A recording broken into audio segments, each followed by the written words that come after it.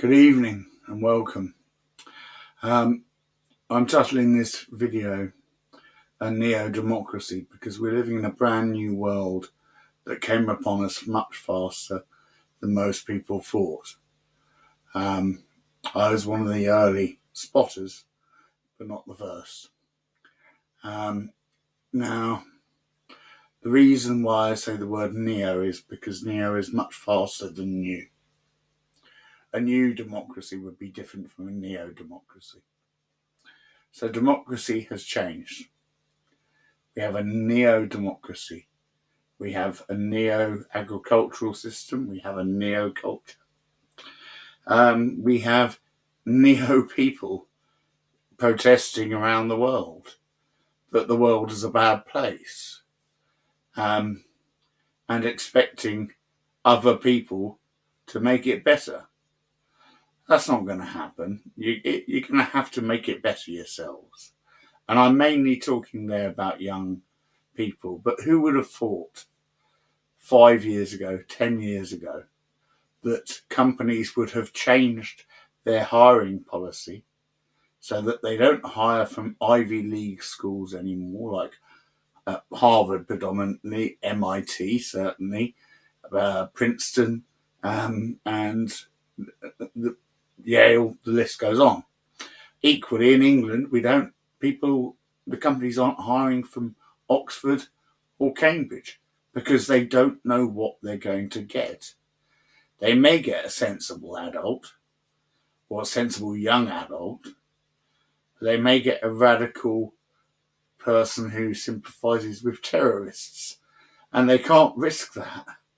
And that's the world we live in. It's a neo world. Now, how did it happen? Well, the left wing, which is now pushing everyone further away because it's moving towards the centre, took control without responsibility. And that's, I think, the key to the problem is a lack of responsibility means a lack of care, means a lack of duty.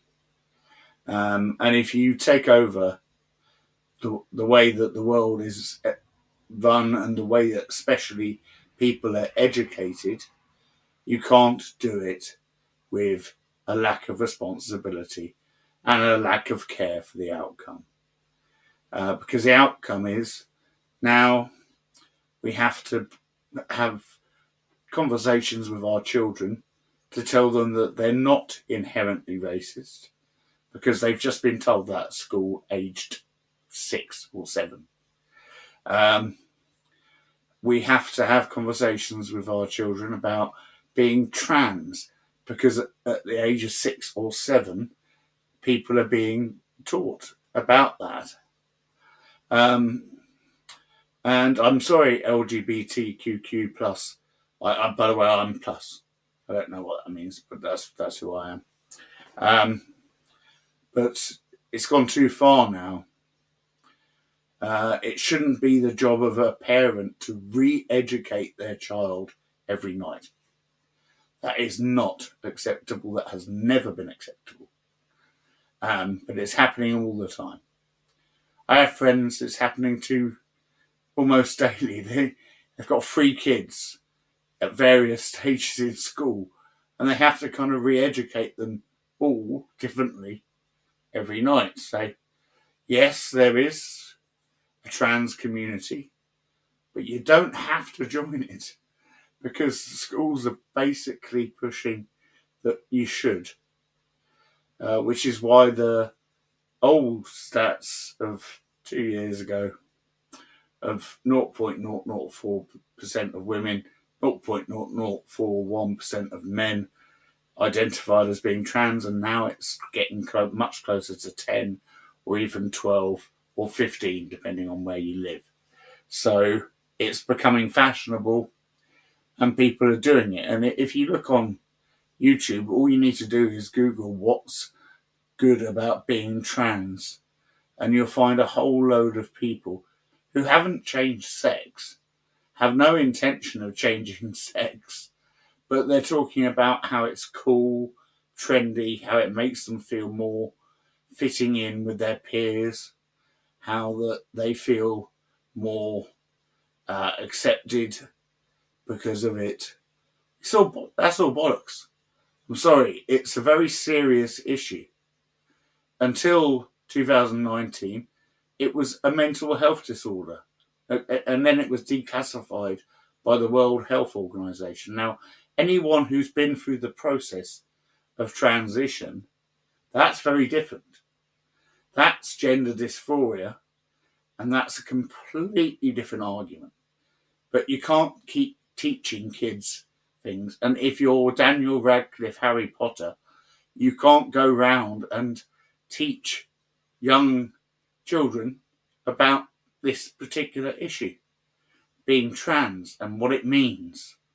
And when a child asks you, if you're Harry Potter, when the child asks you what does trans mean, you don't sit them down and talk to them about it, because you might be their hero. And if you're their hero, then you've literally just brainwashed them.